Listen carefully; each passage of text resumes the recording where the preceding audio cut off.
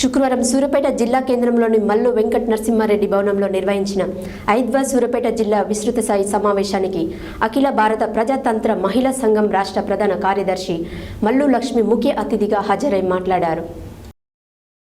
శుక్రవారం సూర్యాపేట జిల్లా కేంద్రంలోని మల్లు వెంకట నరసింహారెడ్డి భవన్లో నిర్వహించిన 5వ సూర్యాపేట జిల్లా విస్తృత స్థాయి సమావేశానికి అఖిల భారత ప్రజాతంత్ర మహిళా సంఘం రాష్ట్ర ప్రధాన కార్యదర్శి మల్లు లక్ష్మి ముఖ్య అతిథిగా హాజరై మాట్లాడుతూ ఇటీవల అధికారంలోకి వచ్చిన కాంగ్రెస్ ప్రభుత్వం ప్రవేశపెట్టిన 6 గ్యారంటీ స్కీములను తక్షణమే అమలు చేయాలని కోరారు. అభయహస్తం పథకానికి సంబంధించిన డబ్బులు 600 కోట్లు ఎల్ఐసి సంస్థలు ఉన్నాయని వాటిని వెంటనే విడుదల చేసి సమభావన సంఘాలలో ఉన్న సభ్యులకు పంచిపెట్టాలని డిమాండ్ చేశారు. గత టీఆర్ఎస్ ప్రభుత్వం అభయహస్తం లబ్ధిదారుల బ్యాంకు వివరాలు తీసుకుని డబ్బులు వారి అకౌంట్లో వేస్తామని చెప్పింది, కానీ డబ్బులు వేయలేదని నూతన ప్రభుత్వం వెంటనే లబ్ధిదారుల ఖాతాలో నగదు జమ చేయాలని కోరారు.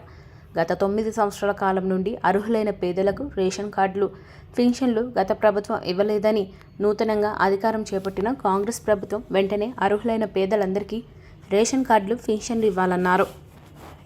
కేరళ తరహాలో ప్రజా పంపిణీ వ్యవస్థను బలోపేతం చేసి 14 రకాల నిత్యావసరాల వస్తువులను పేదలందరికీ పంపిణీ చేయాలని కోరారు. దేశంలో బీజేపీ అధికారంలోకి వచ్చిన తర్వాత మహిళలపై హత్యలు, అత్యాచారాలు, మానభంగాలు నిత్యకృతమయ్యాయని ఆవేదన వ్యక్తం చేశారు. 2024 సంవత్సరంలో జరిగే పార్లమెంట్ ఎన్నికలలో 33% మహిళలకు రిజర్వేషన్ అమలు చేయాలని కోరారు.